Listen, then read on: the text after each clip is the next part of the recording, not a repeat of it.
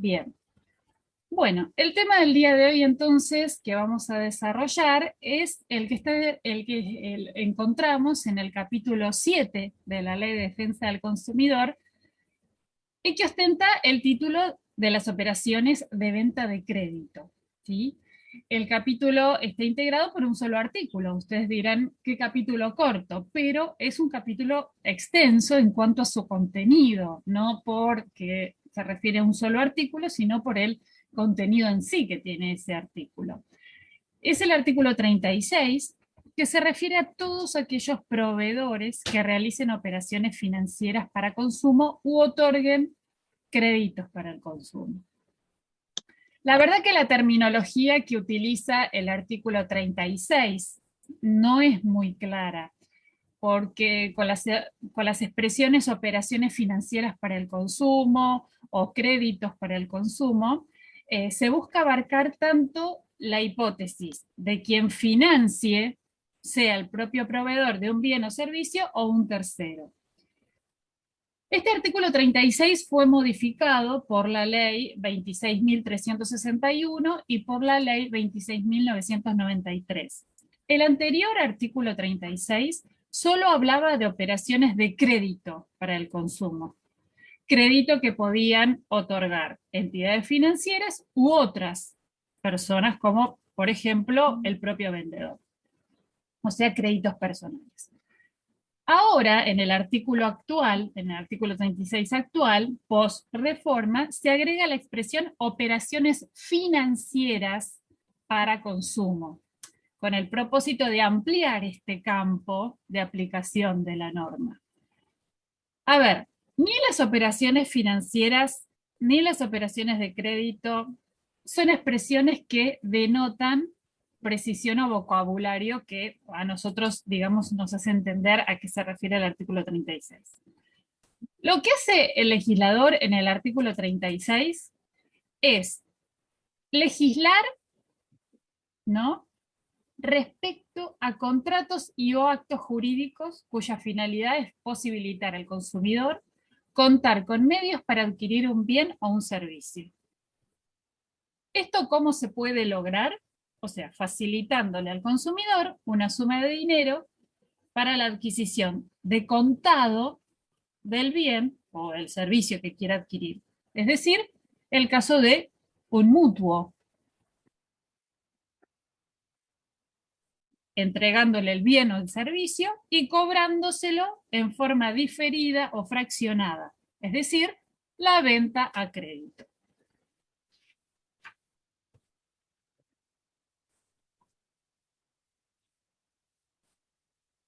El tema de las operaciones a crédito o las operaciones financieras o el crédito para el consumo está muy relacionado con, se denominan operaciones atadas. ¿Qué significa? Están relacionadas con los contratos conexos. Recuerdan, seguramente, bueno, en comercial uno se ven, en contratos también seguramente los habrán visto.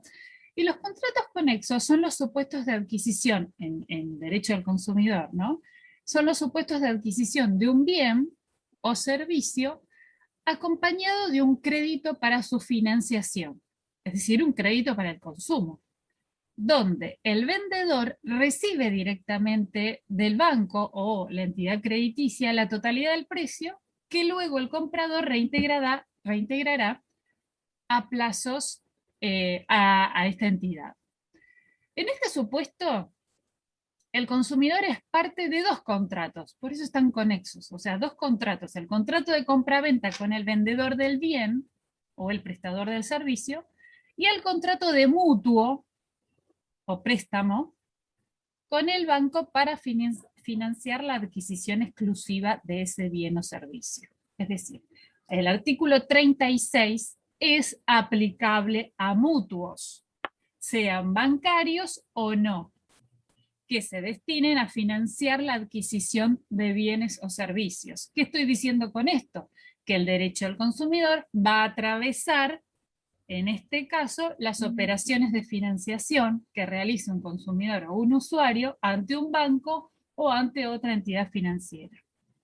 Entonces, este financiamiento para la adquisición de bienes o servicios que va a ser, utilizando la terminología del artículo 1 de la Ley de Defensa del Consumidor, como destinatario final en beneficio propio o de su grupo familiar o social. Acá el que financia es un tercero, no quien ofrece el bien o el servicio. ¿Sí? También tenemos que destacar y no dejar pasar que el Código Civil y Comercial también trata al mutuo y tiene una doble regulación. Encontramos el mutuo común, ¿sí? Y también encontramos en los artículos 1525 y siguientes, y encontramos el mutuo o préstamo bancario en los contratos bancarios del 1378 en adelante. ¿Sí? Entonces, nos encontramos ante un contrato de consumo, ¿sí? Que atraviesa así lo establecido en los diferentes contratos, ya sea de mutuo común y mutuo bancario. Como verán, es una aplicación específica a la teoría de conexidad contractual. Esto es lo que denominamos operaciones atadas. Entonces, en este marco del artículo 36 de la Ley de Defensa del Consumidor, los contratos conexos presentan una configuración especial, es decir, conviven. ¿Y por qué conviven? Porque se necesitan unos con otros y ellos constituyen un sistema. Esto significa, cuando hablo de conviven, quiero decir que no es posible pensarlos de manera aislada. ¿Por qué? Porque su existencia se explica en base a su celebración masiva y conjunta. ¿Sí? Conviven.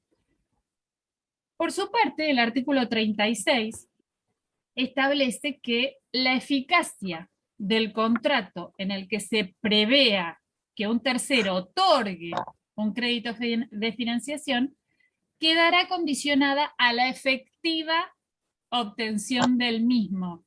La efectiva obtención del mismo. Es decir, en caso de no otorgamiento del crédito, la operación se va a resolver sin costo alguno para el consumidor. Es decir, si yo quiero comprar un bien o adquirir un servicio o contratar un servicio y estoy atada a un posible o a un futuro crédito, o sea, yo estoy condicionada a la obtención del crédito para obtener el producto o el servicio.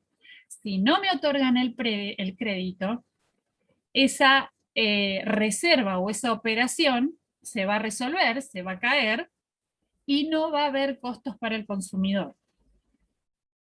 Si el consumidor pagó algún anticipo o algún gasto, debe ser restituido por quien lo cobró. ¿Sí? Esto dice el artículo 36. Y este artículo no podemos dejar de interpretarlo conjuntamente con el artículo 8. Recuerdan, el artículo 8 de la Ley de Defensa del Consumidor se refiere a los efectos de la publicidad. ¿Por qué? Porque le damos un campo de aplicación. Porque muchas veces encontramos que se relaciona el otorgamiento de un crédito con publicidades que hacen al respecto. Por ejemplo,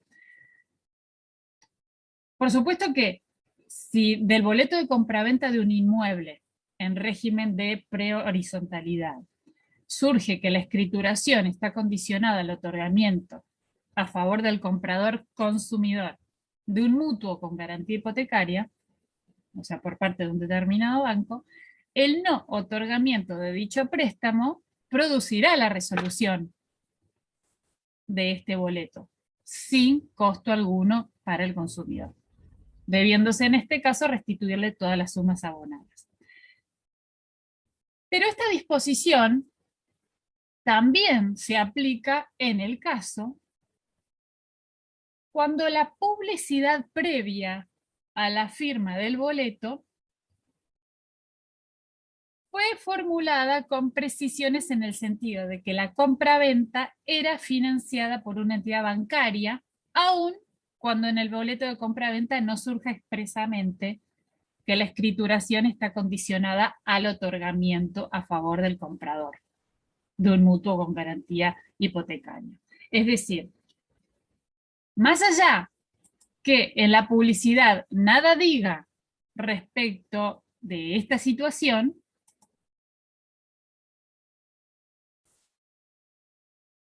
siempre la disposición va a ser la misma. O sea, en caso de no otorgamiento del crédito, por eso están atadas la idea es que ustedes entiendan que son operaciones atadas. La una es consecuencia de la otra y la una arrastra a la otra. ¿Sí? ¿Se entiende? Entonces, operaciones atadas que van la adquisición del crédito, el boleto de compra-venta, adquisición del crédito y la publicidad. ¿Sí? Siguiendo con este artículo 36, este también se aplicará a la compra-venta del consumo a crédito, donde también la financia el propio vendedor. O sea, nosotros hasta ahora estábamos hablando de las entidades financieras. También hablamos de financiamiento por parte del propio vendedor, que también existe, ¿no?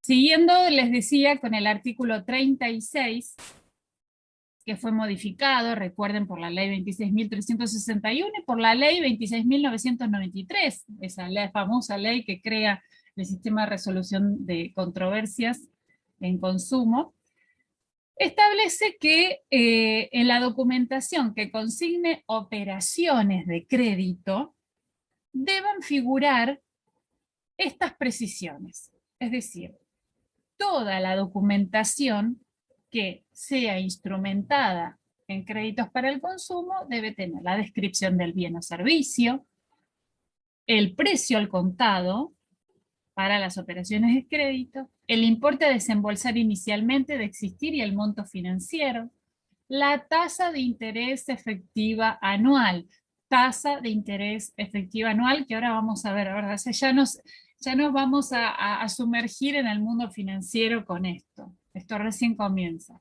El total de los intereses a pagar o el costo financiero total. Ahora van a ver lo que es la tasa, lo que es el costo, qué es uno y qué es otro. El sistema de amortización del capital y cancelación de los intereses, la cantidad, periodicidad y monto de los pagos a realizar, los gastos extras, seguros o adicionales si los hubiere. ¿Sí? Si el proveedor omite incluir alguno de estos datos en el documento que corresponda, ¿cuál va a ser la solución que nos da el artículo 36? Que el consumidor tendrá derecho a demandar la nulidad del contrato o de una o más cláusulas.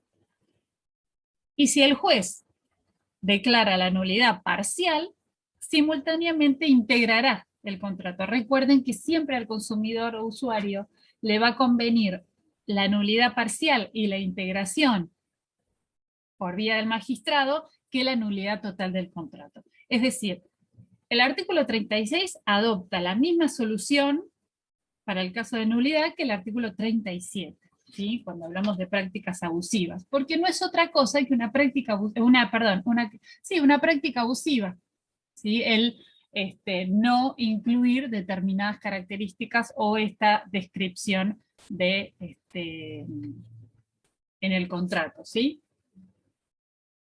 Esta precisión. Y si hablando de juez, ¿no? Que es, o sea, en materia de, de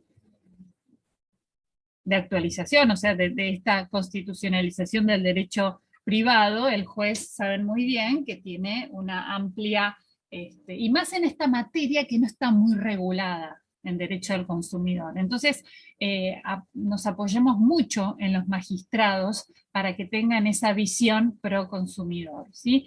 Y hablando de juez, tenemos que remitirnos al tema de la competencia, o sea, ¿qué juez va a ser competente en materia de conflictos que surjan en cuestiones de operatorias de crédito?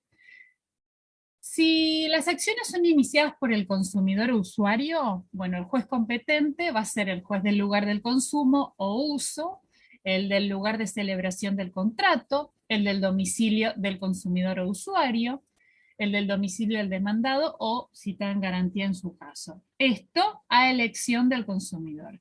En cambio, si la acción, que por lo general las acciones que devienen de créditos para el consumo son iniciadas por el proveedor prestador, porque todas se basan en la ejecución de títulos de crédito, esto es, pagares de consumo, siempre la competencia va a ser la del juez del domicilio real del consumidor o usuario, sin excepción. Numerosa jurisprudencia, que bueno, voy a compartirles una en un rato, respecto del tema de la competencia, ¿sí? Los proveedores o prestadores que no tienen en cuenta este principio e inician las acciones a su conveniencia en detrimento del consumidor porque consideran que el pagaré, o sea, el pagaré que se ejecuta a un consumidor es un título de crédito común sin tener presente que el derecho del consumidor atraviesa esta materia. Y el magistrado en numerosos fallos lo ha demostrado. Otro tema tiene que ver con las autoridades de aplicación en materia de créditos para el consumo, ¿sí? Y acá hay que hacer una importante aclaración al respecto. El artículo 36 establece que el Banco Central de la República Argentina adoptará las medidas conducentes para que las entidades sometidas a su jurisdicción, es decir, las entidades financieras, recuerden la ley 25.100, la 25.126 de entidades financieras, si no se me mezclaron los números, las medidas conducentes para que las entidades sometidas a su jurisdicción, es decir, las entidades financieras, cumplan en las operaciones a que se refiere el presente artículo, o sea, este artículo 36, con lo indicado en la Ley de Defensa del Consumidor. Esto no significa que el Banco Central sea el encargado de aplicar sanciones a los bancos y otras entidades financieras por incumplimiento de la Ley de Defensa del Consumidor. Recuerden que la única autoridad de aplicación que vela por el cumplimiento de la Ley de Defensa del Consumidor es la Secretaría de Comercio, ¿sí? La única autoridad de aplicación. El COPREC no es autoridad de aplicación, ¿sí? Entonces, el poder de policía bancario o poder de policía financiero que ejerce el Banco Central se vincula estrictamente con la implementación de la política económica financiera, para lo cual está facultado, o sea, para sancionar las inconductas en que incurran las entidades financieras en tanto referidas al ámbito de competencia específica. En cambio, la Secretaría de Comercio Interior es la que está a cargo del control de la actividad bancaria en aquello que se relacione con la atribución conferida de velar por los derechos del consumidor. O sea, por eso se le atribuye el ejercicio del poder de policía del consumo, independientemente de la repercusión que la actividad financiera de la entidad tenga en el mercado, ¿sí? Entonces, por eso la jurisprudencia al respecto ha dicho que se puede observar que se trata del control de cumplimiento de dos clases de obligaciones. Por un lado, el poder de policía financiero que ejerce el Banco Central, y por el otro, el poder de policía del consumo en cabeza de la Secretaría. Asimismo, la Ley de Defensa del Consumidor da al Banco Central determinadas atribuciones, en el artículo 36, ¿sí? Esto que tiene que ver con tomar las medidas conducentes para que las entidades sometidas a su jurisdicción cumplan en las operaciones de crédito para consumo con lo indicado en la ley. O sea, ¿a qué se refiere esto? A las operaciones descritas en el mismo artículo 36, es decir, las operaciones de crédito para la adquisición de cosas o servicios para el consumo. Y es lo que hizo esta autoridad que es el Banco Central de la República Argentina, dictando la comunicación A 5460, que se titula Protección de los usuarios de servicios financieros. ¿Sí? Y esta protección de los usuarios de servicios financieros es el tema prácticamente y es el tema central de la clase de hoy. ¿Sí? En la clase de hoy se desarrolla centralmente algunos aspectos que están relacionados al consumidor financiero, tanto bancario como extrabancario. ¿Sí? En los productos financieros es en donde se desarrollan con mayor facilidad las conductas y prácticas abusivas. O sea, un poco acá es donde vemos realmente plasmada la ignorancia del consumidor. Y no lo digo de manera despectiva, lo digo porque realmente es así. Es muy difícil para un ciudadano común, para un común, un consumidor medio, entender los términos y alcances de las operatorias financieras. ¿Por qué? Porque esto es muy complejo, o sea, la complejidad propia de los productos financieros hace, y es digamos, el entorno ideal para las cláusulas abusivas, y para que estas cláusulas abusivas y prácticas abusivas sean de difícil detección. Y muchas veces, no solamente para consumidores medios, sino también para personas muy formadas, no en cuestiones financieras. Pero, por ejemplo, mismo un abogado, o sea, cualquiera de nosotros, ¿sí? Nos puede llegar a resultar dificultoso detectar determinada patología en un producto financiero, porque no somos entendidos, ¿sí? Muchas veces también son difíciles de probar las prácticas abusivas financieras. Y esta combinación de difícil detección, difícil probanza, da como resultado que las conductas o las cláusulas abusivas que se presenten en estos productos realmente sean difíciles de reclamar. Eh, en el ámbito bancario, ¿sí? Encontramos lo que ya se llama en la práctica el robo hormiga o también el microdaño, ¿no? Esto hace dificultoso que un caso llegue a judicializarse, como pasó, ¿no? En el fallo que les compartí en el trabajo práctico de Protegiendo a Consumidores, ¿sí? Eh, no llega a judicializarse o incluso un consumidor cuente con el apoyo de un letrado para había dicho, o venía diciendo, que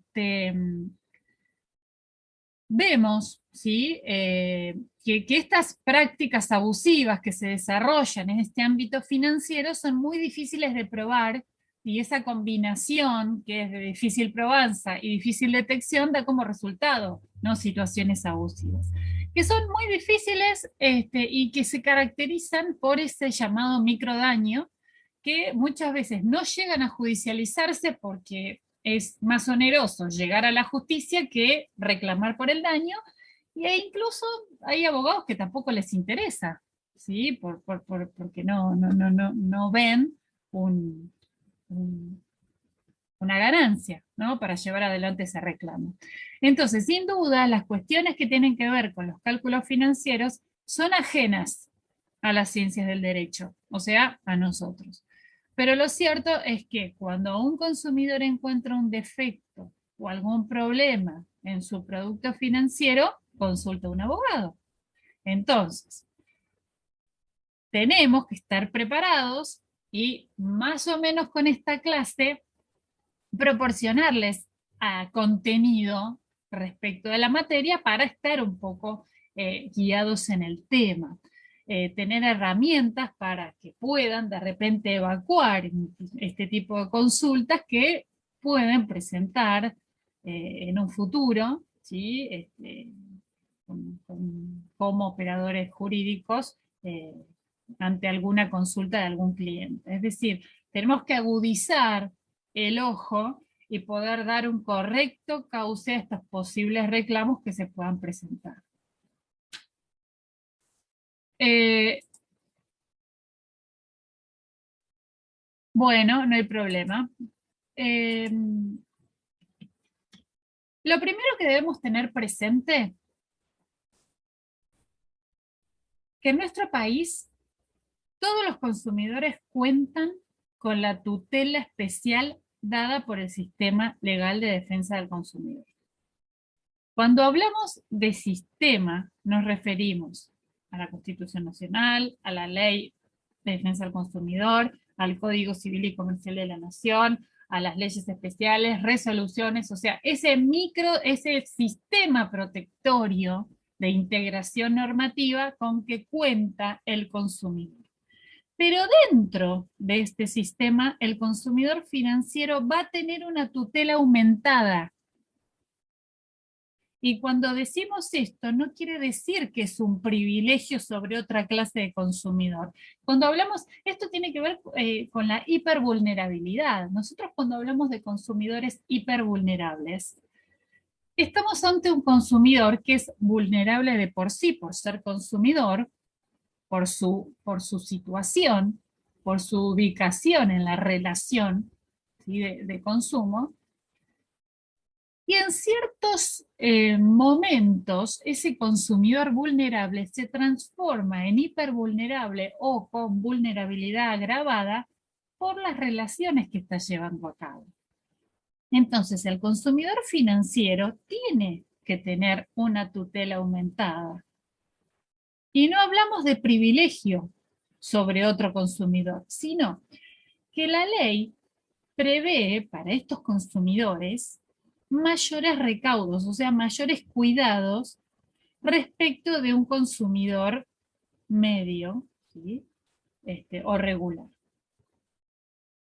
Y esto se da en principio porque existe un desequilibrio mayor entre este tipo de proveedor que son las entidades financieras, o sea, los servicios financieros y este tipo de consumidor tienen una diferenciación bastante importante respecto del consumidor regular. Entonces, al ser mayor la distancia o el desequilibrio, es la ley quien tiene que hacer un esfuerzo para mejorar la situación y poder equipararlos. Recuerden que nosotros cuando hablamos de derecho del consumidor y hablamos de vulnerabilidad, nos basamos en la ausencia de esa relación conmutativa. Es decir, en una relación conmutativa hablamos de paridad. Acá la paridad no existe, entonces es la ley quien tiene que ayudar a la paridad, a la equiparación de las partes, de los centros de interés, ¿sí? Entonces, el fin de la tutela del derecho del consumidor es lograr esa paridad. ¿Y por qué decimos que el desequilibrio es mayor? Porque en este tipo de productos y servicios es el proveedor quien conoce más que en otros rubros. Conoce en detalle el costo, los cálculos, cómo se compone la tasa de interés, cómo se compone el costo financiero, cuál es el índice de morosidad de un producto determinado, entre otros, ¿sí? Toda esta información la conoce el proveedor, que además en este caso va a ser un proveedor especializado en el tema.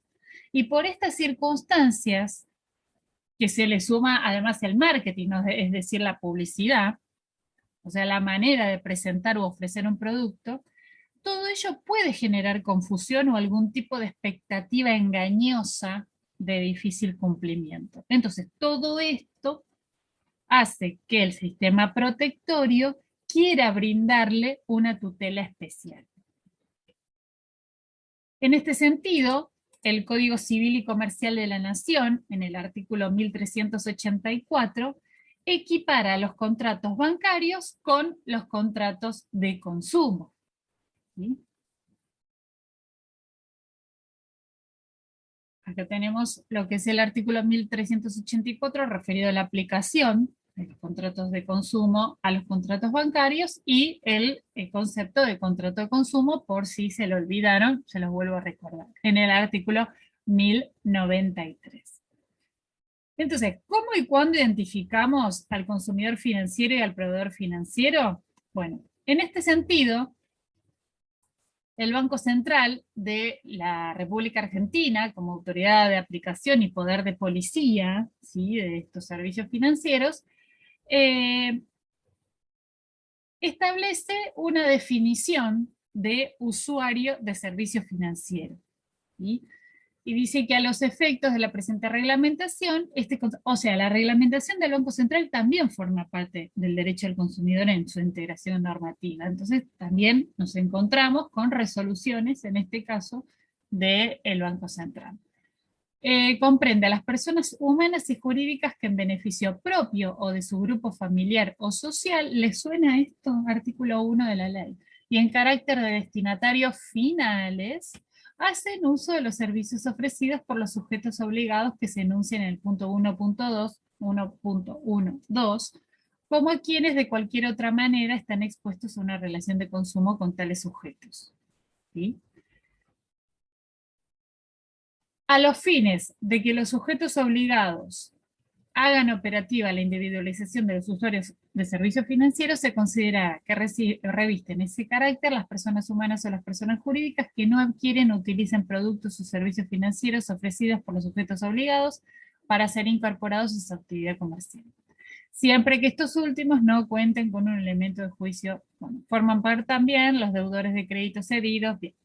O sea, usuarios de servicios financieros, ¿no?, de acuerdo a la reglamentación del Banco Central de la República Argentina, no deja de ser o no deja de tener el alcance que tiene el concepto de consumidor o usuario del artículo 1 de la Ley de Defensa del Consumidor. Es decir, persona humana jurídica, entre paréntesis, lo de jurídica, que en beneficio propio de su grupo familiar o social utilizan como destinatarios finales estos servicios financieros ofrecidos por las entidades financieras, ¿sí?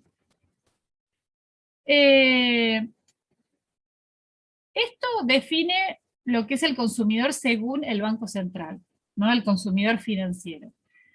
Más adelante, cuando desarrollemos el tema, vamos a ver que encontramos una definición más amplia que no solamente abarca al consumidor, que también abarca al consumidor extrabancario o el que está por fuera de la entidad financiera, que también está regulado por el Banco Central, ¿sí? ¿Por qué? Porque el Banco Central va a regular las entidades financieras, pero ¿qué pasa con un consumidor que no contrata con una entidad financiera, pero también es alcanzado por la tutela, ¿sí?, protectoria?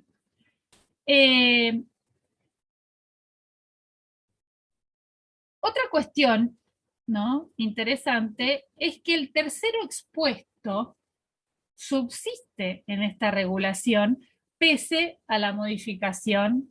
Recuerden que este famoso bystander fue digamos, despedido de la Ley de Defensa del Consumidor con la reforma del Código. Pero ¿qué pasa en este contexto de operaciones para el consumo, operaciones de crédito para el consumo y de financiación?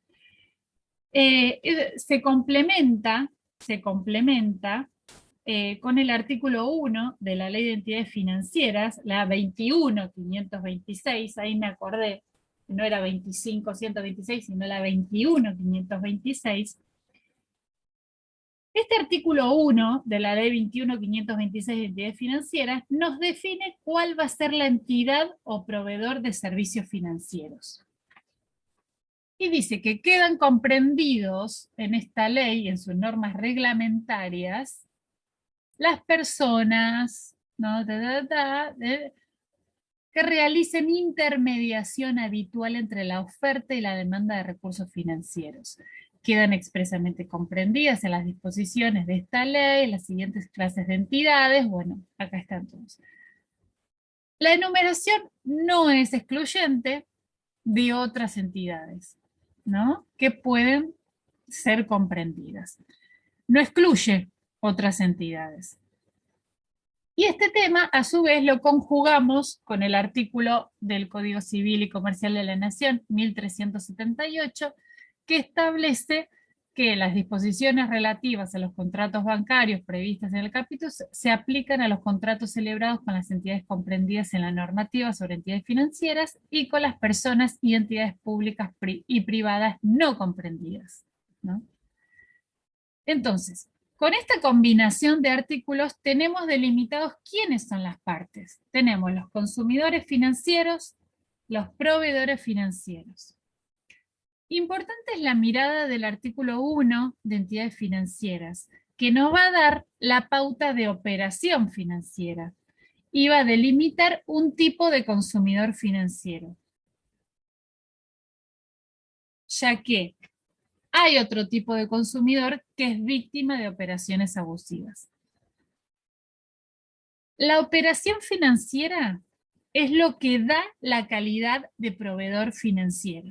¿Vieron cuando hablamos de relación de consumo? Si no hay relación de consumo, no podemos hablar de consumidor y proveedor, porque para que haya relación de consumo, necesitamos un consumidor y un proveedor.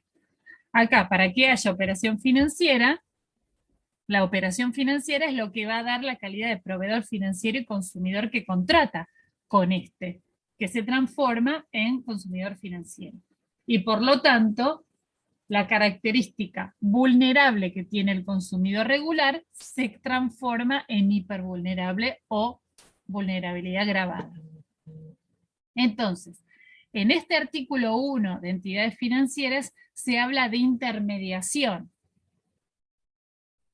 Por eso podemos decir que la definición de operación financiera tan importante que le da calidad de proveedor y consumidor financiero es aquella en la que dos sujetos económicos intercambian capitales en distinto tiempo, de manera tal que el sujeto que aporta, cede o hace la prestación se constituye como acreedor y aquel que recibe y realiza la contraprestación actúa como deudor.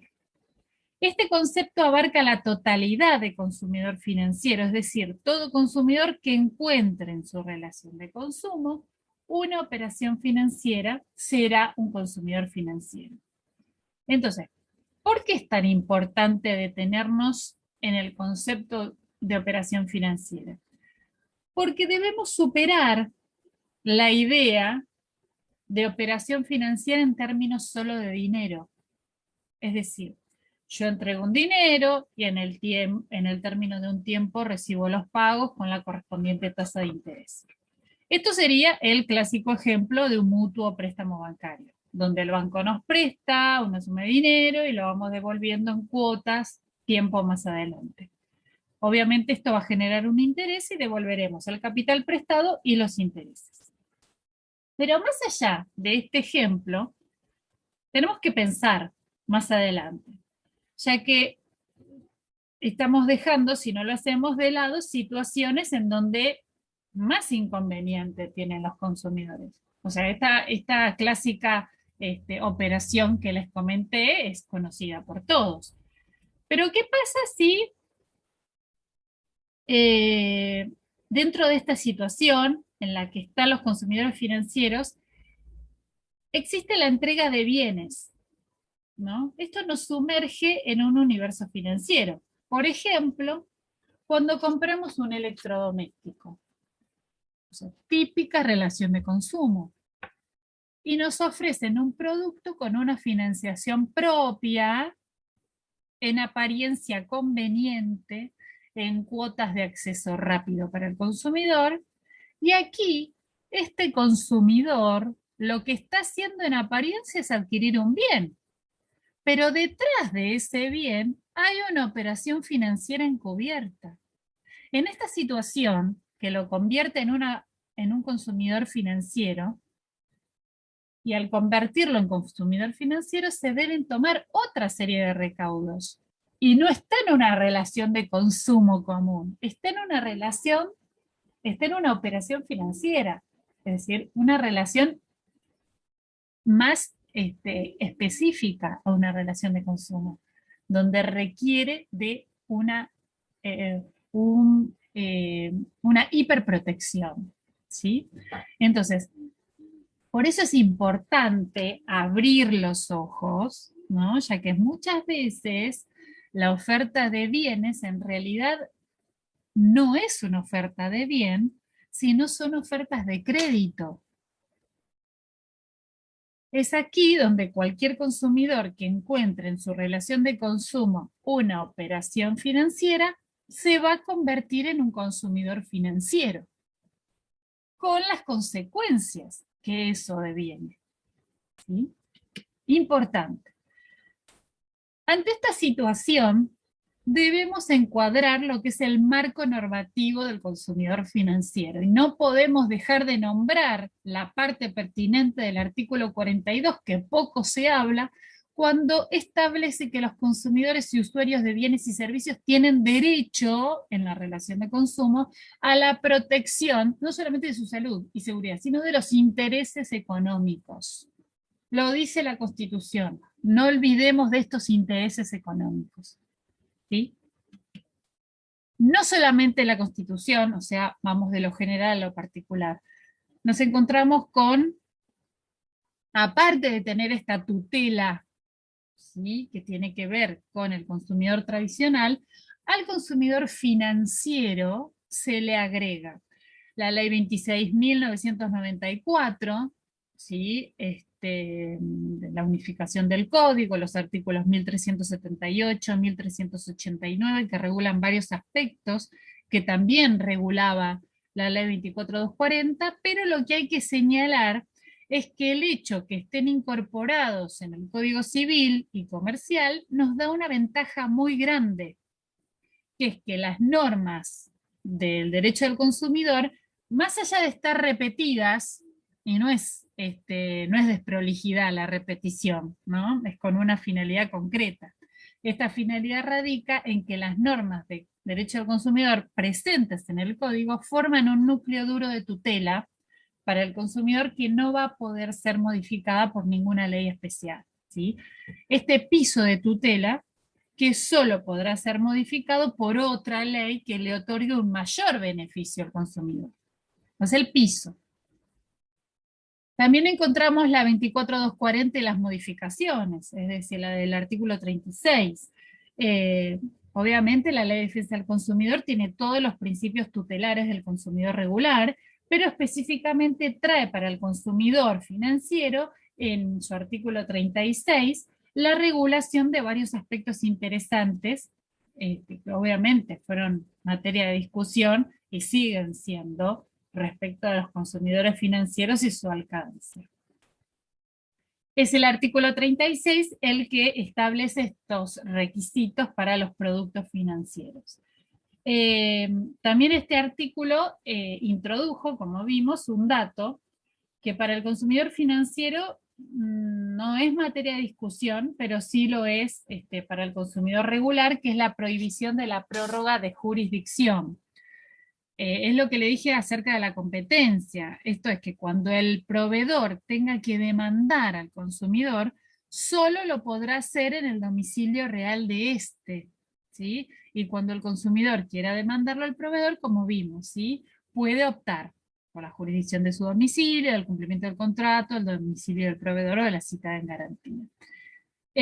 Muchas veces esto ha sido utilizado de manera análoga, sacándolo del ámbito del consumidor financiero y llevándolo al consumidor regular porque la ley no provee en otra parte.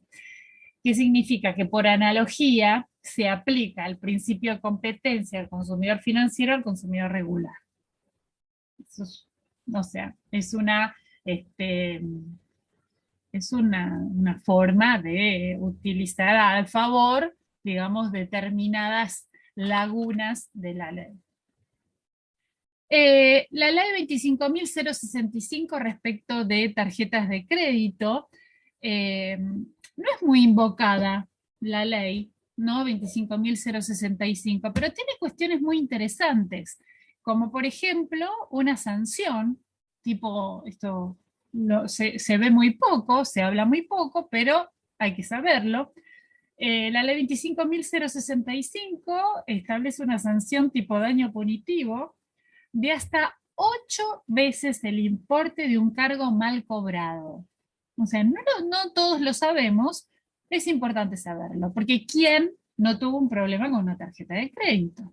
Entonces, Esto es una costumbre similar que sucede en Estados Unidos, que se establece que para el daño punitivo el importe es de tantas veces el monto reclamado. Se le llama el one digit, ¿no? Y tiene un máximo de 9 veces.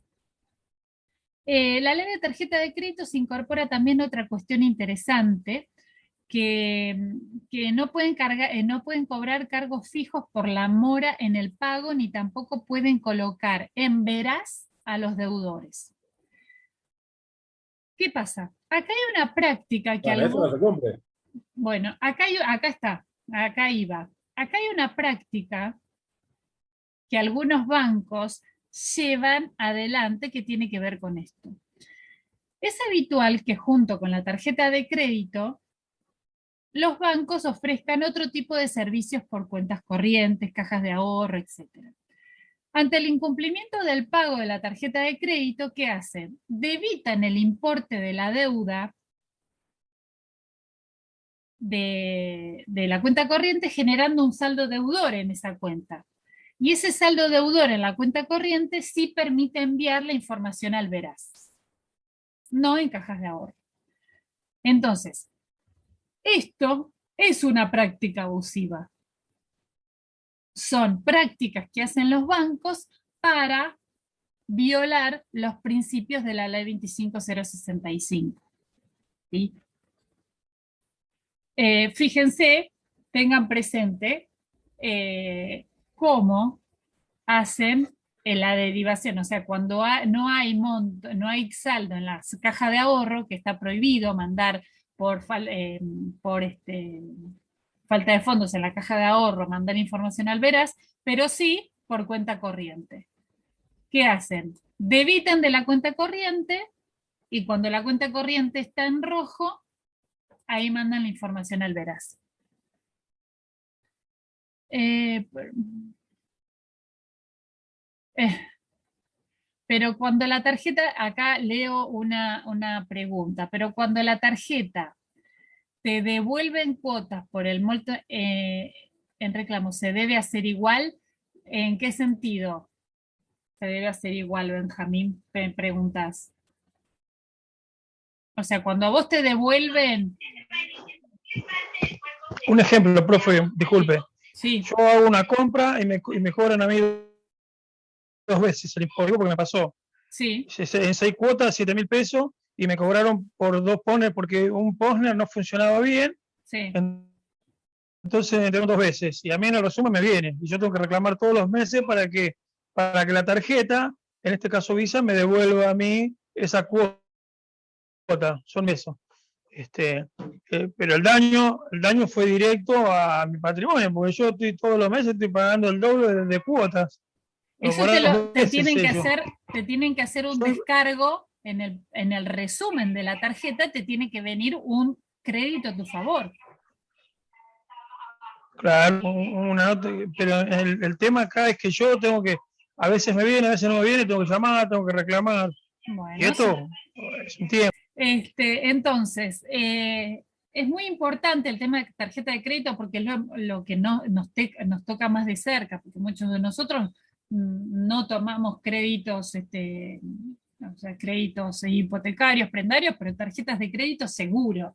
Entonces tenemos que estar atentos porque utilizando tarjeta de crédito ya somos consumidores financieros, ¿sí? Miren qué importante. Eh,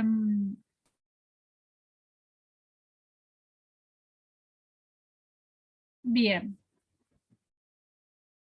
La ley 21.526 de entidades financieras también forma parte del marco normativo del consumidor financiero y si bien esta ley es un cuerpo legal que no está dirigido al consumidor financiero, sino que habla puntualmente de las entidades financieras, ni tampoco a la tutela del consumidor, eh, se prevén en esta ley cuestiones que tienen que ver con la publicidad, en el modo de dar la información, sin ningún tipo de sanción. Son solo lineamientos de recomendaciones a seguir por las entidades financieras. ¿Sí? Si ustedes empiezan a prestar atención, ahora no tanto porque no se puede entrar a los bancos libremente, sino con turno y demás por el tema del aislamiento, Ustedes verán que en las publicidades de los bancos o naveguen por las páginas de los bancos, citan a la ley de entidades financieras y también obviamente las reglamentaciones del Banco Central, ¿sí? En cuanto a alineamientos y recomendaciones a seguir, conforme a la ley 21.526. Nos encontramos con el decreto 246 del 2011, ¿sí? Que fija un tope a las tasas de interés para los préstamos a jubilados y fija un tope de lo que se le puede descontar del haber, ¿sí? ¿Qué pasó con esto? Hubo una situación en el 2011 que este decreto surgió como hijo de una necesidad. ¿Qué pasaba? En un momento habían proliferado estas pequeñas financieras, ¿no? Que contaban con el código de descuento de ANSES para dar préstamos a jubilados, ¿sí? Las mutuales y demás, ¿sí? Pero bueno, pequeñas financieras que tenían código de descuento, que no es poco. Entonces, luego de percibir el haber jubilatorio, la cuota del préstamo otorgado, el jubilado no llegaba a cobrar su haber íntegro, ya que por tener el código de descuento, el importe de la deuda ya era debitado directamente en favor de la financiera, y así ésta se aseguraba su pago. Eran créditos otorgados de manera sencilla, no tenían muchos requisitos, a un público, la verdad, seguramente que haya acudido a ese crédito para cubrir necesidades altamente hipervulnerable. Entonces la situación fue que proliferaron estas financieras que tenían tasas de interés muy altas, inclusive más altas que los bancos oficiales, y la verdad sin justificación. ¿Por qué? Porque sabemos que las tasas de interés se justifican en el índice de morosidad, que no era este caso, porque tenían ya el cobro asegurado con el código de descuento. Entonces, lo primero que pagaba el jubilado era el crédito. Antes de ver su haber en la mano, se cobraba el crédito primero. Entonces, ese era un problema. El otro problema, y más grande, es que le otorgaban créditos sin límite. Y acá se toca con el tema del pagaré de consumo y la responsabilidad por parte del prestador del crédito de otorgar sin límite los créditos sin estudiar la posibilidad de pago por parte del, en este caso, consumidor de servicios financieros. Entonces, llegaban a un límite a un nivel de sobreendeudamiento tal que no veían un peso. O sea, el haber jubilatorio se le iba en cuotas de préstamos. ¿Sí? Entonces, esto generó una situación social compleja, irregular y abusiva, por lo que se les sacó a estas entidades el código de descuento, a muchas de estas entidades financieras.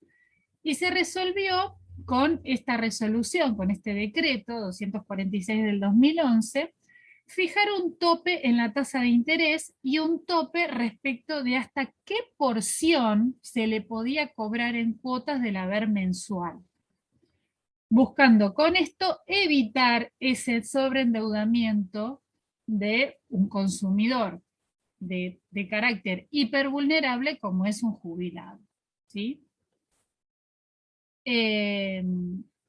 Porque aparte de ser, o sea, acá tenemos una triple vulnerabilidad, ¿no? No solamente es vulnerable por ser consumidor, es hipervulnerable por ser, doblemente vulnerable por ser jubilado y triplemente vulnerable por ser consumidor financiero. O sea, ven cómo se suman las vulnerabilidades en el consumidor, ¿no? Por su edad, por su situación, ¿sí? Entonces, esta resolución es muy interesante para tenerlo dentro de nuestro marco legal en cuestiones financieras. También dentro del marco normativo del consumidor financiero se encuentran las comunicaciones y reglamentaciones del Banco Central de la República Argentina. Yo le nombré la 5460, ¿no? Que habla de la protección de los usuarios de servicios financieros, ¿sí? Y con respecto a las tasas de interés en operaciones de crédito. Estas son regulaciones que hace el Banco Central a todas las entidades financieras que supervisa, ¿sí? Conforme el artículo 21, la ley 21.526 de entidades financieras. En particular hay que destacar dos, ¿no? Dos comunicaciones. La 5460, que es la que vimos, y la 5615.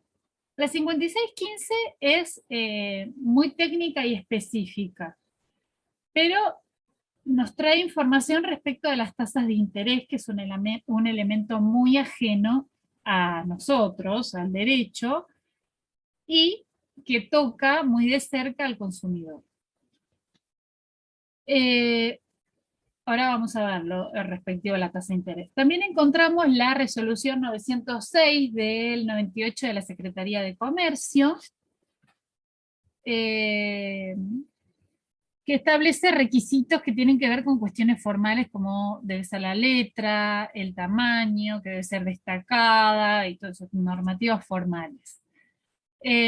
Normativas de la Comisión Nacional de Valores, normativas de la Superintendencia de Seguros de la Nación, porque al igual que el Banco Central de la República Argentina, estas entidades tienen que ver con el funcionamiento de las empresas de seguros.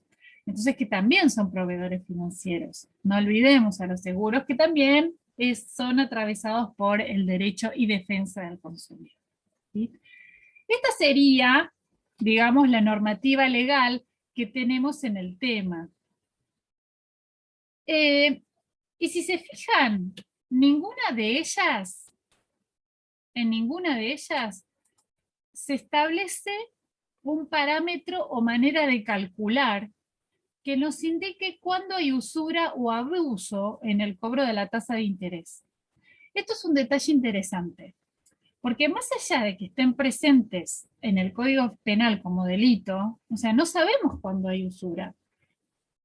O sea, el delito está tipificado, ¿sí? Lo encontramos en el Código Penal. Pero ¿cuándo hay usura? ¿Dónde nos dice si pasa esto hay usura? Esto tampoco está establecido en esta legislación. Al respecto, el Código Civil y Comercial de la Nación tiene dos artículos que podemos relacionar. En el artículo 1121 nos indica, podemos decir como límite a las cláusulas abusivas o que no pueden ser declaradas abusivas, las cláusulas relativas a la relación entre el precio y el bien o el servicio procurado. O sea, la tasa de interés es el precio que se paga por el dinero prestado.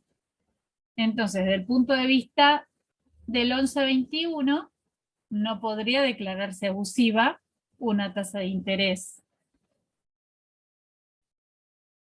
Pero sin embargo, no todo está perdido, ¿no? Jugando con el marco, con el diálogo de fuentes, que es lo que debemos hacer como operadores jurídicos, ¿sí? Porque así lo establece esta unificación del código, ¿no? La hermenéutica del derecho internacional, del derecho de la constitucionalización del derecho privado, nos lleva al diálogo de fuentes. Y en base a ese diálogo de fuentes, el artículo 332 sería la contracara del artículo 1121, el que nos habla de lesión y que nos dice que puede demandarse la nulidad o la modificación de los actos jurídicos cuando una de las partes, explotando la necesidad, debilidad psíquica o inexperiencia de la otra, obtuviera por medio de ellos una ventaja patrimonial evidentemente desproporcionada y sin justificación. Acá tenemos nuestra herramienta para atacar las tasas de interés abusivas. ¿Sí? Y cuando hablamos de consumidor financiero, proveedor, producto financiero, ¿sí? Operación financiera, préstamos, créditos, consumos, necesariamente tenemos que hablar de tasa de interés. de cargos fijos, seguros de vida, costo financiero, entre otros. En el artículo 36, ¿no? de la Ley de Defensa del Consumidor, establece que en las operaciones financieras para consumo y en las de crédito para consumo, deberá consignarse la tasa de interés efectiva anual. Su omisión determinará que la obligación del tomador de abonar intereses sea ajustada a la tasa pasiva anual promedio al mercado difundida y demás. Difundida por el Banco Central de la República Argentina, vigente a la fecha de celebración del contrato. Es decir, hay digamos, en caso de que la entidad obligada a designar estas características, o sea, a consignar la tasa de interés, no lo haga, tiene una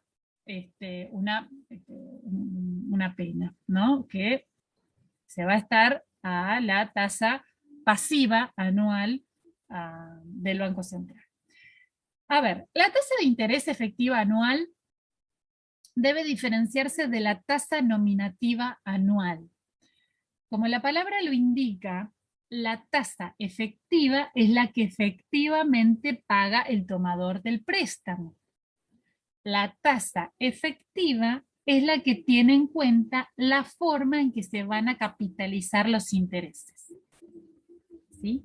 Cuando hablamos de nominativa tenemos que estar bien atentos a que nos hable de una tasa nominativa anual, porque si hablamos, la tasa nominativa no es la que realmente paga, por eso hay una definición entre tasa nominativa y tasa efectiva. Nosotros tenemos que estar a la tasa efectiva, porque la nominativa nos va a decir cómo se van a capitalizar los intereses, es decir, mensual o anualmente, semestral, bimestral, lo que fuera. Pero a nosotros como consumidores nos interesa saber la tasa de interés efectiva, la tasa de interés efectiva anual, famoso TEA, las siglas TEA, ¿sí? Es importante conocer la tasa efectiva anual porque es lo que va a pagar el consumidor. Por eso el artículo 36 impone que en las operaciones financieras para consumo y en las de crédito para consumo deberá consignarse esa tasa de interés efectiva anual, ¿no? Bajo pena de cobrarse. También es importante conocer cuando el crédito se va a ir cancelando mediante pagos parciales, o sea, las cuotas, cómo se amortiza dicho crédito. Es decir, cómo se va cancelando el capital prestado. La parte del capital prestado que se cancela en cada uno de esos pagos parciales es una amortización. Los métodos más frecuentes para repartir el importe en el tiempo y diferenciar cuánto se paga en concepto de capital y cuánto se paga en concepto de intereses son el sistema francés, el sistema alemán y el sistema americano. O sea, es decir, cómo son las condiciones pactadas respecto de los sistemas que se utilizarán. El sistema francés consiste en determinar una cuota fija, ¿sí? La cuota es igual todos los meses, lo que va variando es la composición, o sea, el porcentaje del capital y de interés que se paga cada mes. Mediante el cálculo apropiado, el interés compuesto se agrega el principal, que será creciente, es decir, cada cuota amortiza más capital.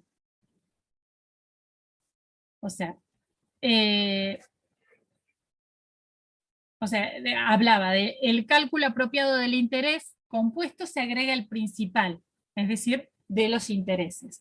Entonces, ¿qué significa? Que cada cuota amortiza más capital y menos intereses.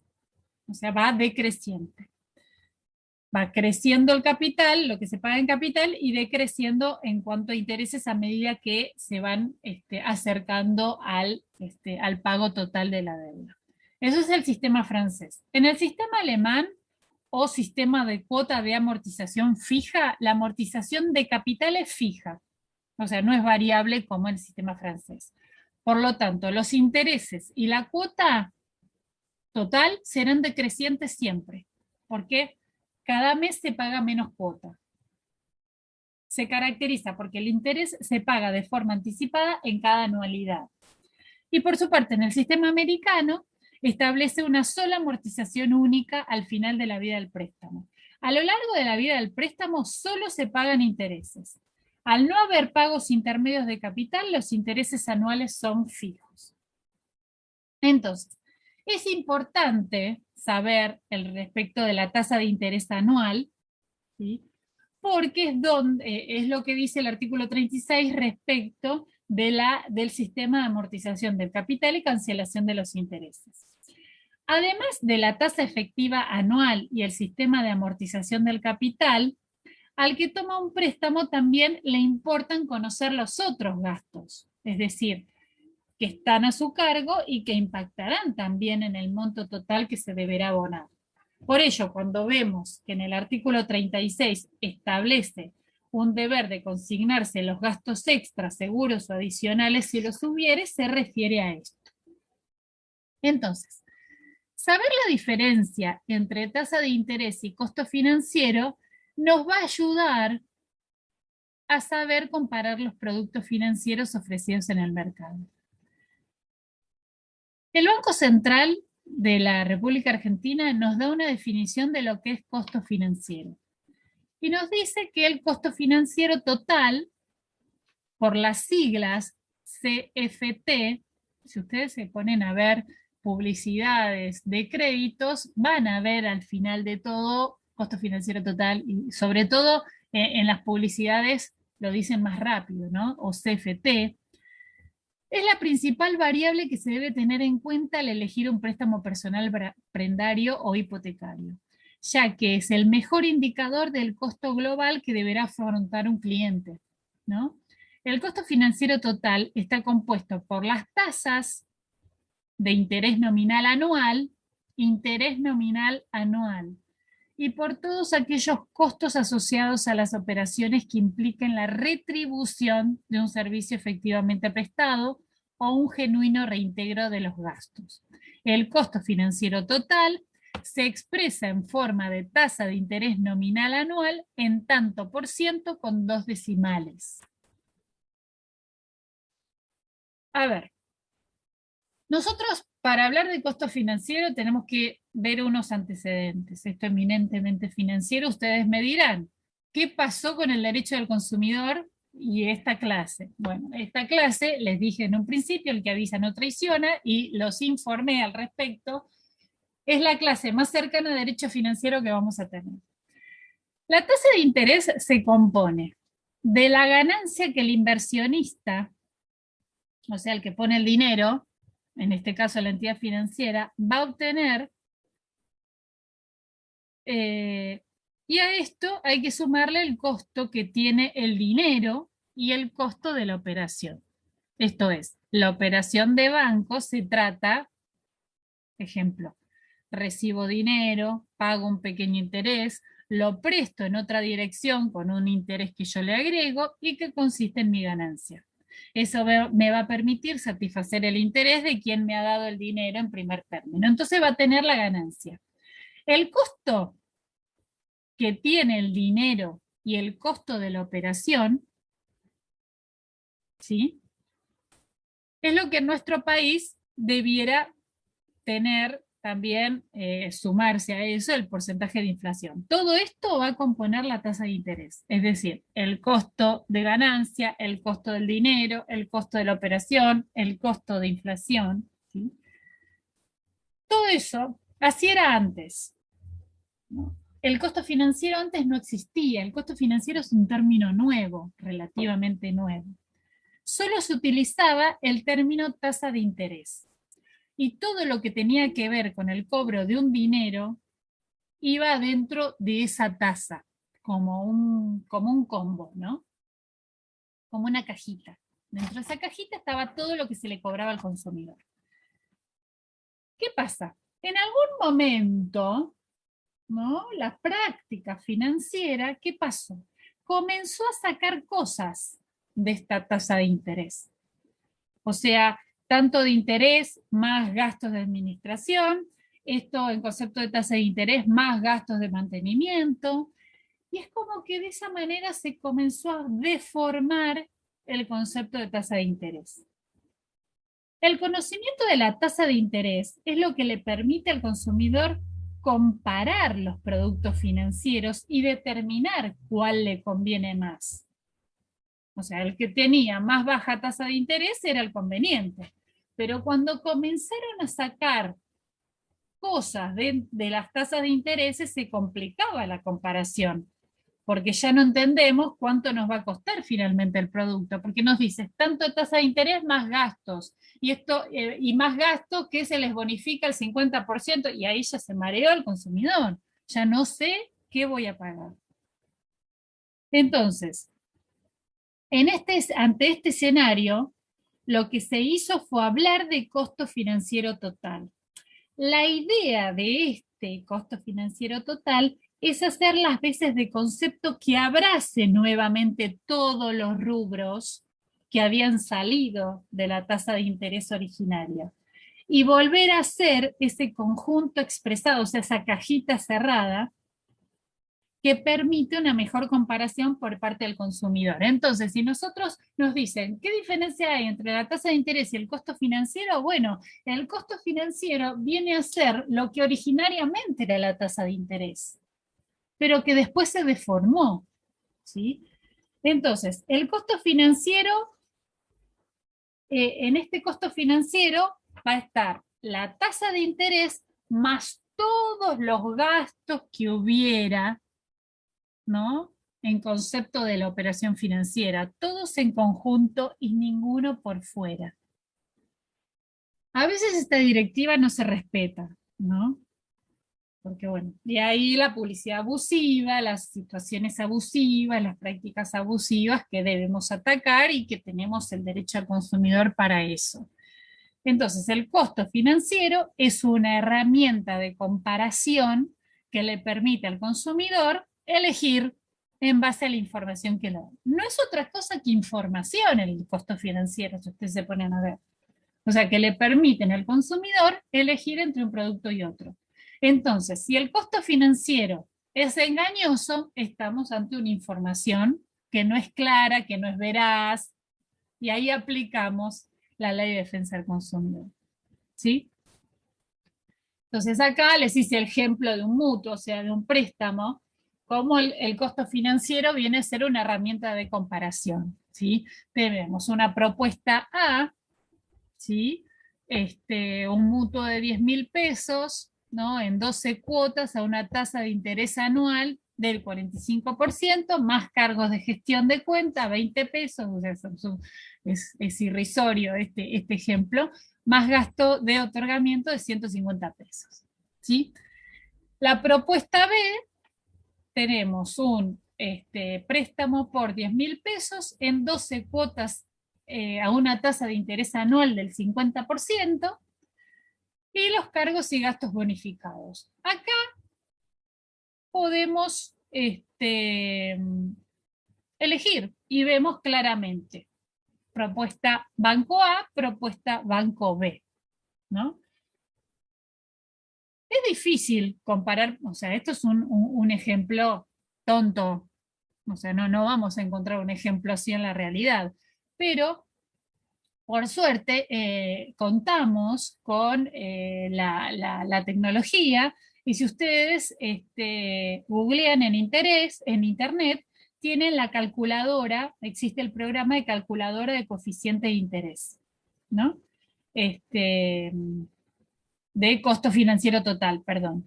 Esta calculadora de costo financiero total, ustedes van y vuelcan las propuestas que tienen vistas y este programa les calcula la más conveniente. Entonces, para comparar productos financieros debemos mirar siempre el costo financiero total y exigir que no pueden haber cargos por fuera de él. Muchas veces Bueno, antes de seguir, veamos la solución. En la propuesta A, si no tuviera gastos asociados, pagaría 1.014 pesos de cuota, pero pagaremos una cuota de 1.034 por los gastos. Y en la propuesta B pagaremos una cuota de 1.030, o sea, en base a, porque tenemos acá los gastos y los cargos y gastos bonificados. O sea, hay una pequeña diferencia, o sea, no hay tanta diferencia, pero ¿cómo nos permite comparar? Les decía, entonces, muchas veces pueden ver que se informa de diferente manera. En lugar de informar el costo financiero total, lo informan en forma de TEA, tasa efectiva anual. Esto es, costo financiero total efectivo anual. Y otras maneras, bueno, que lo único que hacen es generar confusión. Estas maniobras que hacen las entidades financieras, como sacar cargos, son utilizadas en realidad para esconder intereses y ganancias. Todo cargo, se debe exigir que todo cargo debe tener una justificación técnica real y efectiva. Tenemos cargos, por ejemplo, que bueno, son los cargos propiamente dichos, es decir, los servicios que presta un tercero, como por ejemplo un correo, el seguro, y después, y ese cargo, ¿sí?, es trasladado al costo y al consumidor. Y nunca ese importe puede ser superior al que pagará el consumidor si contratara en forma individual el servicio. Esto se ve mucho en los planes de ahorro, que te obligan a contratar el seguro que ellos establecen. Bueno, hay jurisprudencia muy masiva que establece que no se le puede exigir al consumidor que contrate la compañía de seguros que establece la concesionaria cuando por fuera los precios son más bajos ante un igual servicio, ¿sí? Por otro lado están las comisiones, que son las que el banco cobra por sus servicios que presta.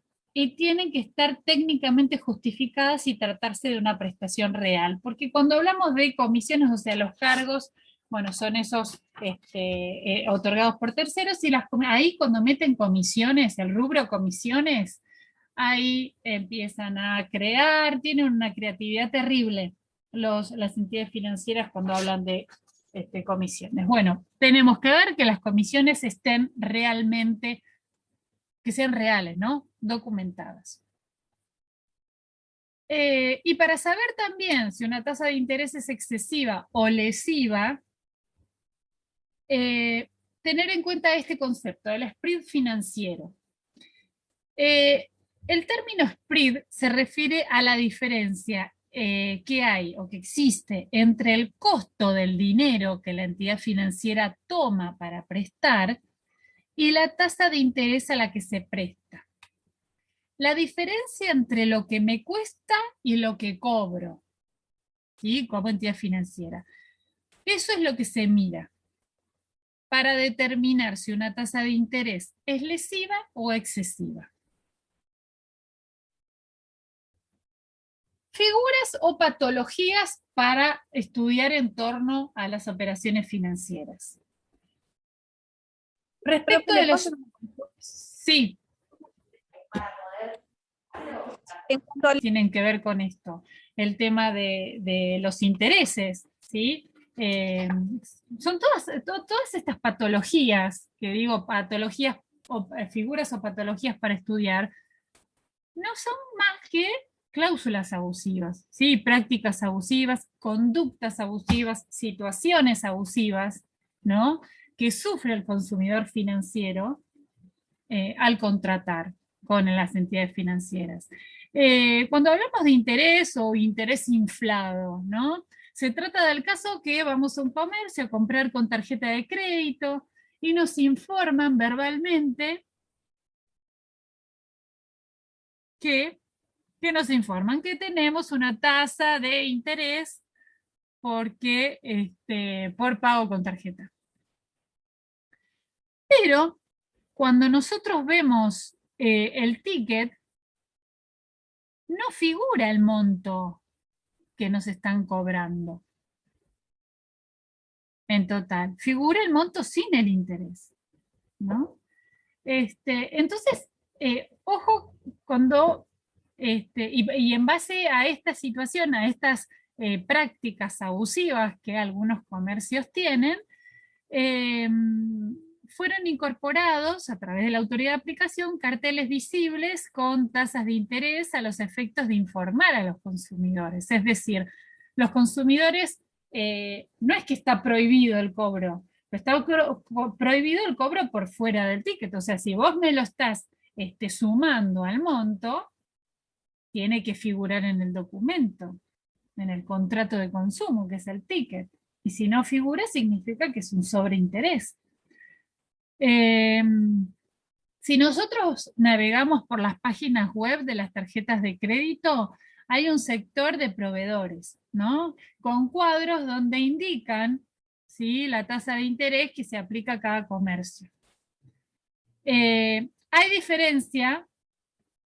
una diferencia que el comercio le agrega, y acá está el sobreinterés, ya sea para generar ganancia o para cubrir gastos bancarios, ¿no?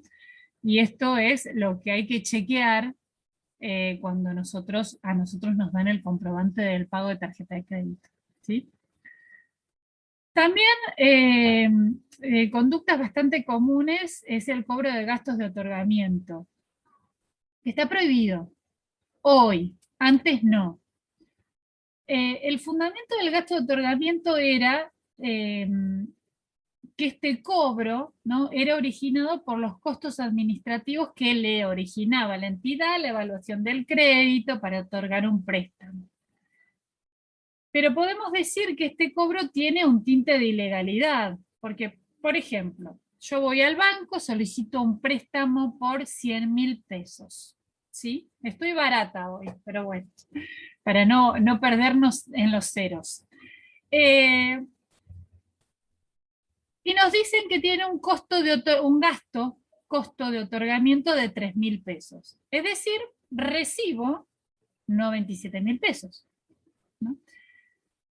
Pero en concepto de intereses, seguros, todos los gastos, voy a pagar por 100.000 pesos. Es decir, acá se dan cuenta que el banco está cobrando un interés por un dinero que nunca prestó.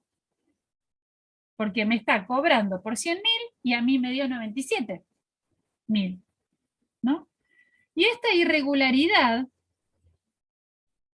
que se suscitaba, el Banco Central de la República Argentina reguló la prohibición de este cargo por otorgamiento. Pero hay bancos que siguen cobrándolo. ¿Cuál es la justificación que hacen estos bancos para cubrir esta deducción? No lo llaman gasto de otorgamiento, sino que dicen que es un cobro de interés por adelantado, que se cobra entre el efectivo otorgamiento del préstamo y la primera cuota, como un proporcional de interés. No sé, ¿no? A ver, es lo mismo, están cobrando un interés por un dinero que no se prestó. Punto. Situación abusiva. Mire por dónde se lo mire. Entonces, el consumidor está recibiendo un capital menor y se tergiversa la tasa de interés, porque en realidad pago una cuota por 97.000 y no por 100.000. Otra costumbre abusiva es la falta de entrega de instrumentos, ¿no? El banco está obligado a la entrega de ejemplares. O sea, cuando un consumidor financiero firma un documento, el banco está obligado a otorgarle el duplicado de ese documento firmado.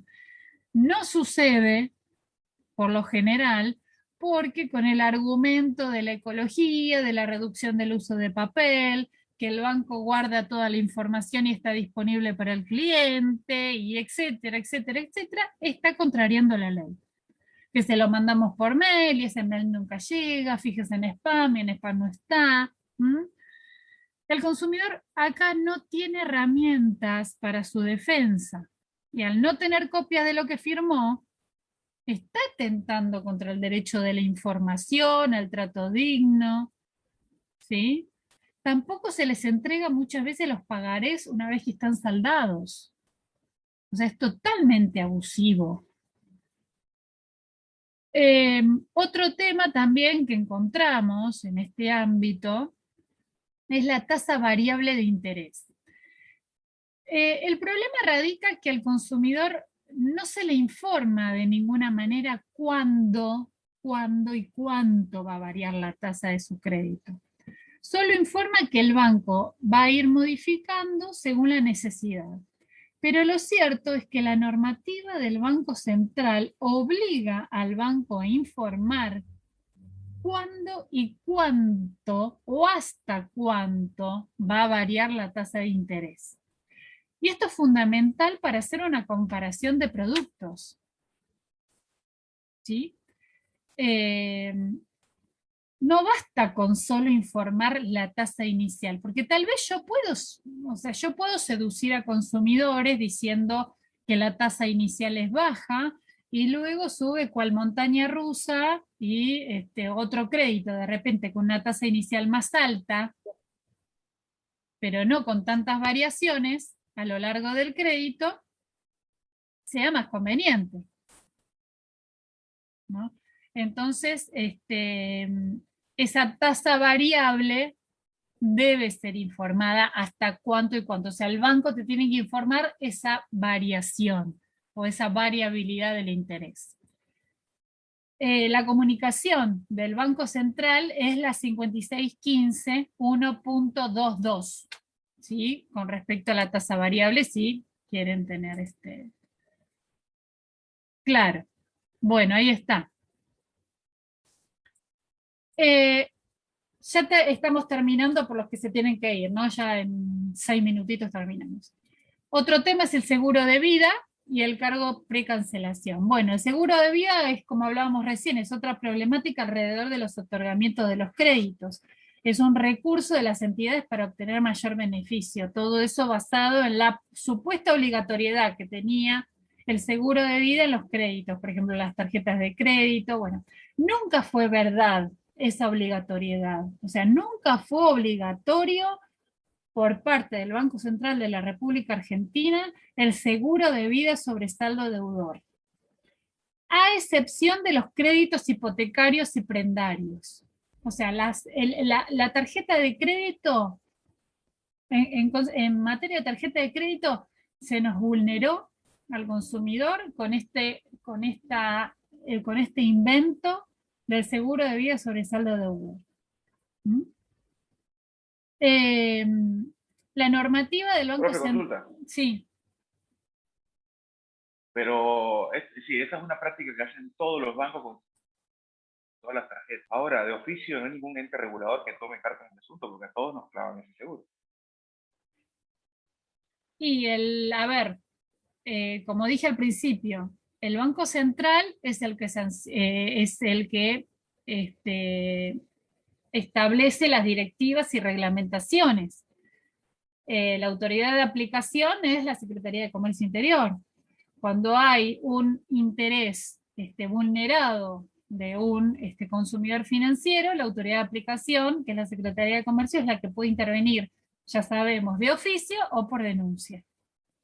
Muchas veces intervino la Secretaría de Oficio e hizo que el Banco Central comunicara otras disposiciones y bueno, otras de las veces, por cuantía o cúmulo de trabajo, a veces la Secretaría de Comercio no puede con todo, bueno, el consumidor debe denunciar. ¿Sí? O sea, esto con respecto a los seguros, ¿sí? ¿Qué pasaba con respecto a los seguros? ¿Por qué se violaba el deber de información y se vulnera la opción que tiene el consumidor de los contratos? Porque cuando hablamos de contratos multiproductos, ¿sí? Estos contratos multiproductos no son avalados por el Banco Central. Es decir, cuando un banco ofrece un paquete de productos, el Banco Central establece que estos productos deben ser diferenciados para que el consumidor pueda elegir cuál toma y cuál deja. Es decir, No puede venir tarjeta de crédito, cuenta corriente, seguro de vida, seguro de la casa, seguro del perro, seguro del auto, todo en un combo por un precio de tanto. Es decir, esos contratos multiproductos no están aceptados. O sea, el consumidor debe tener la posibilidad de elegir, ¿no? Lo que, lo que, lo que le convenga, ¿sí? No tiene que estar todos de la mano. Es una maniobra, ¿no? Que, bueno, radica en la astucia que tienen estas entidades financieras, y sobre todo con el seguro de vida es el más común, ¿sí? Sobre saldo deudor.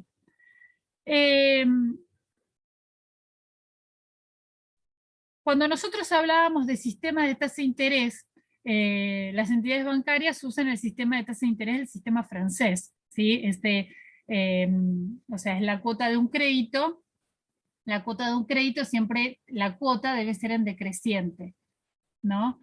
Y si no está en decreciente es porque algo funciona mal. O sea, a medida que nosotros nos vamos acercando a la cancelación de deuda, la cuota tiene que ir decreciendo, ¿sí? Porque el interés es menor. Mayor al principio, menor al final. Si no es decreciente, algo anda mal. Otra figura, estoy leyendo en el chat, cuando uno toma una cláusula con el fin de evadir la indemnización.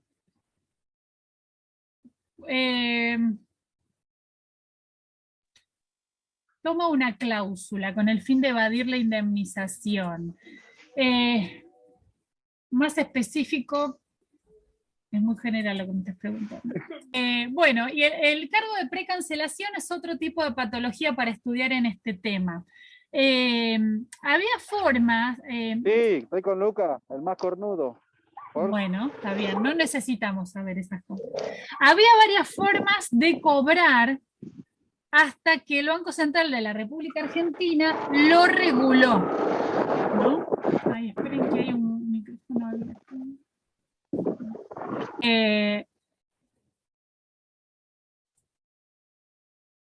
Es el cargo de precancelación, decía. Había varias formas de cobrar este cargo de precancelación hasta que el Banco Central lo reguló.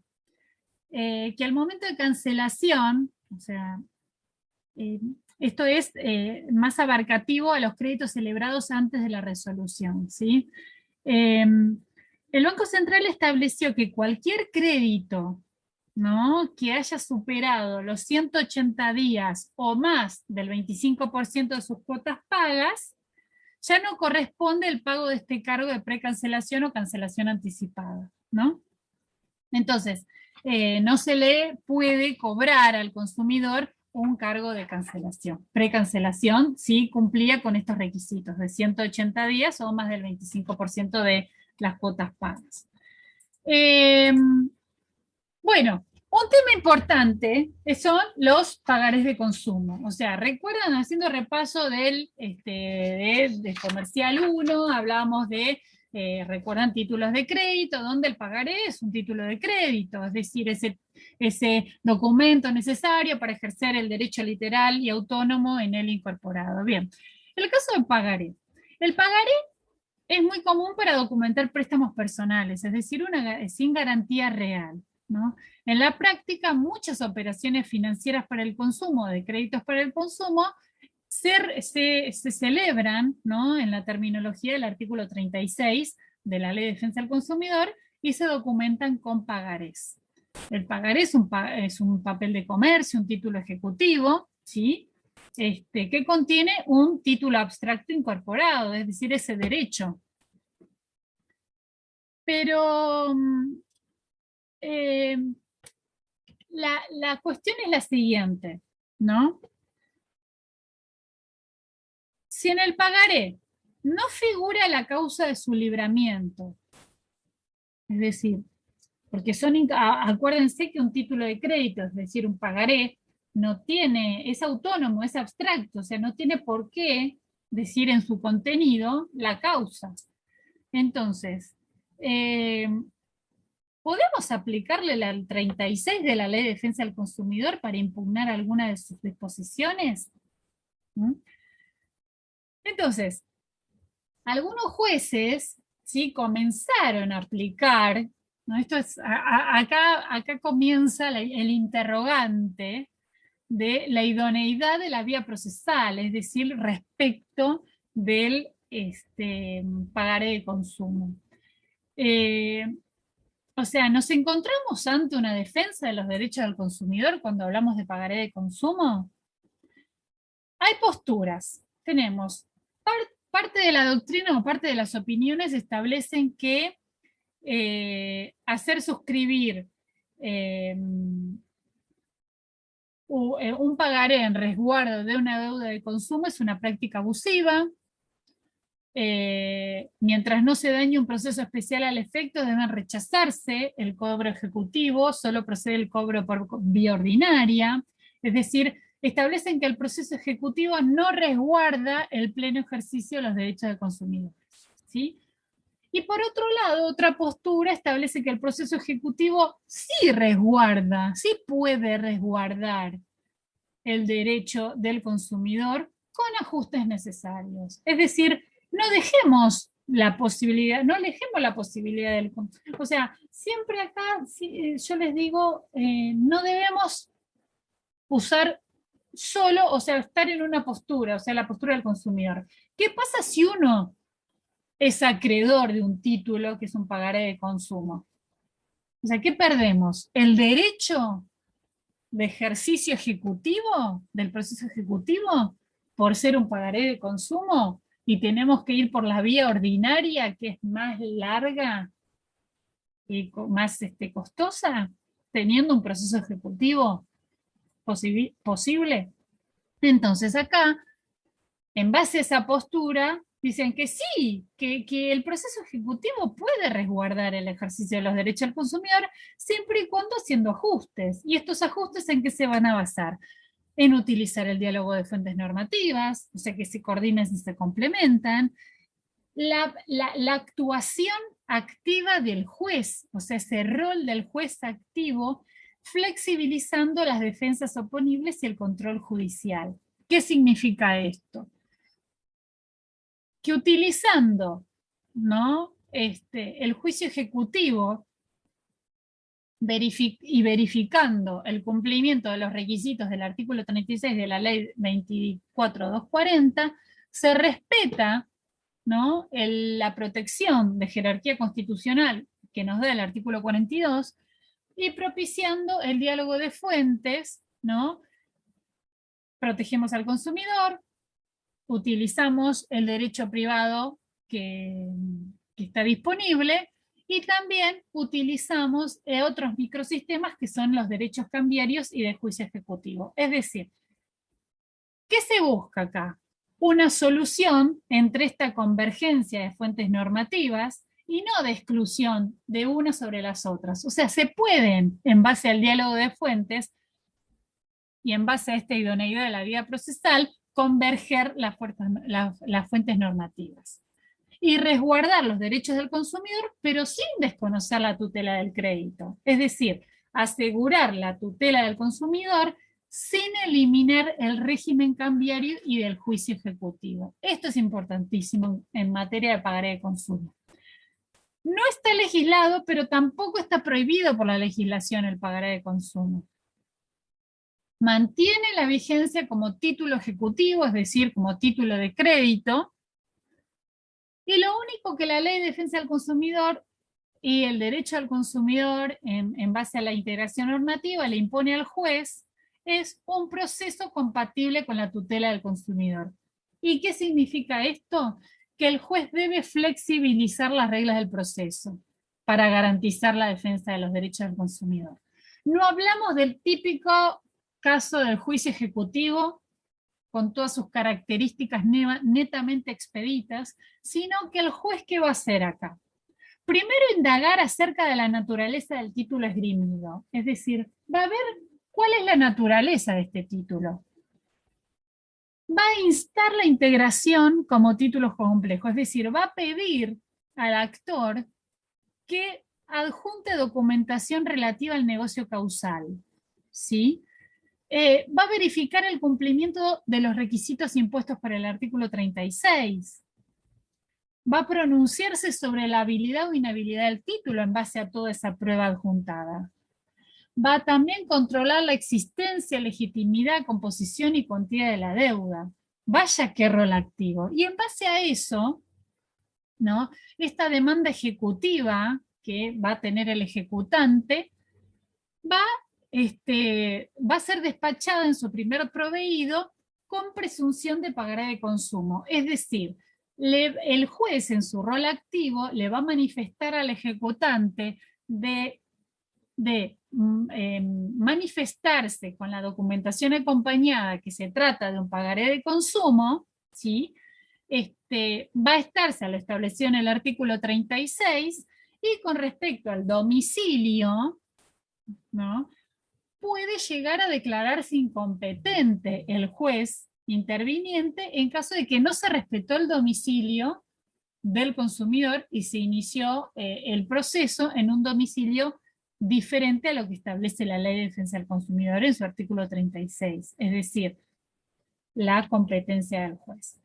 En base a eso, la jurisprudencia nos dice, ¿sí?, en Autos Compañía Financiera Argentina contra Castruccio Juan, ¿sí?, confirmó la declaración de competencia de oficio efectuada a primera instancia la ejecución de un pagaré suscripto en Misiones con el domicilio del librador ubicado en la ciudad de Posadas, ¿sí? Fue la Cámara Nacional de Apelaciones en lo Comercial que se declara incompetente porque la persona era de Misiones. Y dice, en su parte pertinente y la más importante, no cabe soslayar a los fines en debate que la Ley de Defensa del Consumidor es ley especial y ley posterior respecto de los códigos de procedimiento y demás, y además ley de orden público, vaya. Por lo cual, como allí se otorga al consumidor un régimen especial derivado de su debilidad intrínseca en la relación con el empresario productor de bienes o servicios, sus normas son de aplicación imperativa y, como también ya se dijo, deben tenerse como modificatorias de la ley sustancial y procesal, en todo aquello que esté regulado de forma incompatible. Ello implica que en todo lo atinente a conflictos vinculados con operatoria de financiaciones destinadas al consumo, las reglas generales de atribución de competencias establecidas en el Código Procesal Civil y Comercial de la Nación deben ceder frente a la normativa sustancial en tanto no se ajuste a lo dispuesto por el artículo 36 de la Ley de Defensa del Consumidor. Fíjense, por ello se resolvió desestimar el recurso de apelación y confirmar la decisión apelada. Es decir, va por domicilio del consumidor y no por elección del proveedor. Hablando de pagaré de consumo, no podemos dejar de hablar del sobreendeudamiento del consumidor. Está totalmente derivado del tema de hoy, ¿sí? ¿Y qué es el sobreendeudamiento? Es la situación caracterizada por la grave dificultad para afrontar el cumplimiento de las obligaciones exigibles o de pronta exigibilidad, que compromete el acceso y el goce de bienes esenciales siendo destinatario de la tutela una persona humana consumidora. Fíjense acá cómo lo humano y no lo jurídico entra en relevancia.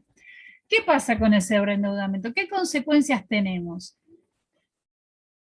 La consecuencia que establece la ley de concursos y quiebras, es que el consumidor sobreendeudado o la persona humana sobreendeudada puede acceder a recurrir forzadamente a los pequeños procesos concursales. Y como consecuencia, esta persona reduce sus consumos esenciales para la vida misma de su familia. Fíjense qué duro. ¿Y cuál es la solución que por parte de la legislación debemos brindar? Bueno, evitar el sobreendeudamiento, como pasó con el tema de los jubilados, ¿sí? Que el Banco Central de la República Argentina estimó necesaria la reglamentación del tope de interés y el tope de otorgamiento de créditos. Bueno, acá es necesaria una legislación que intensifique la información, que individualice las prácticas abusivas, que prevé el derecho de arrepentimiento y la obligación del proveedor de evaluar la capacidad de pago del consumidor, que no sea la forma indiscriminada de otorgamiento de crédito sin tener en cuenta ese derecho del consumidor, ¿no? Ese derecho humano que es el de no caer en esto, el de no caer en pequeños procesos concursales y no dejar a mi familia sin los consumos esenciales, ¿no? Una solución, que hay un caso, que se los voy a pasar, un caso que pasó con un profesor de secundaria, que solicitó, primero se lo denegaron y después o sea, confirmaron la apelación. Solicitó su propia quiebra, porque consideró que fue la única herramienta normativa que permitió un nuevo comienzo de vida. ¿Vieron? Nosotros cuando hablamos de en comercial, sobre todo los alumnos de comercial se acordarán que yo siempre les digo el desarrollo de la vida de un empresario, un comerciante, o sea, llegamos al concurso y quiebra, que es la muerte, o sea, semejamos la persona humana, o sea, el desarrollo de la vida humana como la vida comercial. Bueno, cuando hablamos de la vida comercial, hablar de concursos y quiebra, hablar de la quiebra, es hablar de la muerte en materia mercantil, ¿no?, de una persona. Y el nuevo comienzo es un nuevo nacimiento a esta vida, ¿sí? Y esta nueva posibilidad de recomenzar. Pero bueno, no tenemos que llegar a eso. Y a eso apunta este nuevo código, estos nuevos vientos que vienen asomando, en palabras de la doctora de Carlucci, el Código de Protección de las y los Consumidores y Usuarios de la Nación, este proyecto que yo les compartí, que está en la plataforma, que fue ya ingresado, que tiene tratamiento parlamentario, ¿sí?